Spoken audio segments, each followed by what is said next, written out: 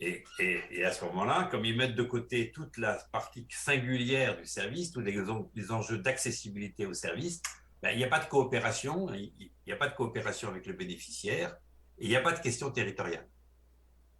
En fait, c'est comme une dynamique de location qui se généralise. É como se fosse uma dinâmica de. Voilà. Euh, donc, c'est une orientation qui, de mon point de vue, n'a aucun intérêt. C'est une forme d'habillage de la location. Alors, là, j'ai répondu pour moi à la plupart des questions qu'a posé Martio. Ça va me permettre de faire le lien maintenant avec les questions que j'ai de Lutz. C'est ça, Luigi? Comme ça qu'on dit? Luiz Eduardo Zeda.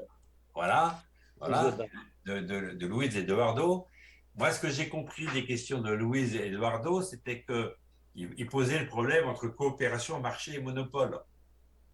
É, c'est exactement ça. S'il y a la coopération, on va pas incentiver, on va pas créer des conditions pour avoir une concurrence. C'est ça, je comprends. Donc, ça va Alors, devenir un monopole. je comprends. La coopération peut devenir Un monopole, je comprends. une coalition entre amis, quoi. Comment on Oui, dit, oui, oui. Oui, oui, oui. Alors, je comprends bien la question. Alors, la première chose qu'il faut avoir, c'est reprendre la question du marché dans son histoire.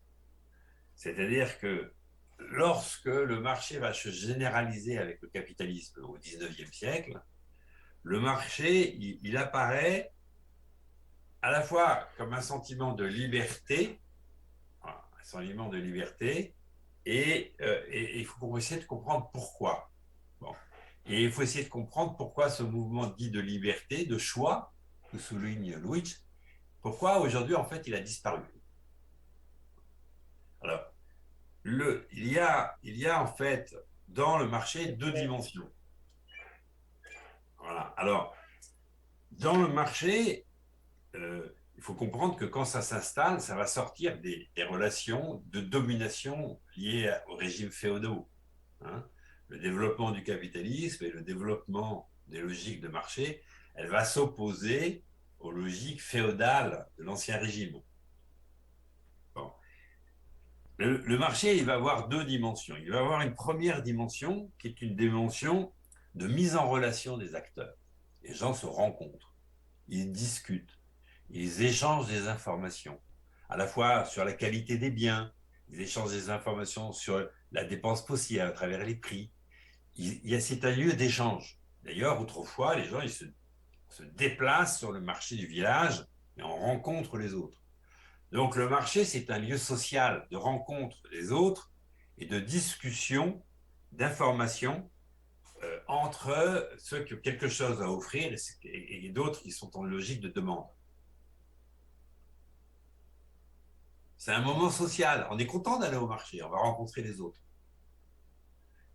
Ça vient alimenter ce sentiment de liberté, de pouvoir rencontrer les autres et de discuter avec eux, et de faire des choix avec eux. Ça crée un mouvement de liberté. Mais le marché, c'est aussi une modalité de mise en concurrence. Mais o Et mercado. une mise en liberté de concurrence et une modalité de domination par la concurrence. Selon le poids des acteurs, en réalité, ils obligent les entreprises à travers ce que l'on appelle la chaîne de valeur, ils obligent, créent des contraintes sur les autres acteurs, en qualité, en productivité.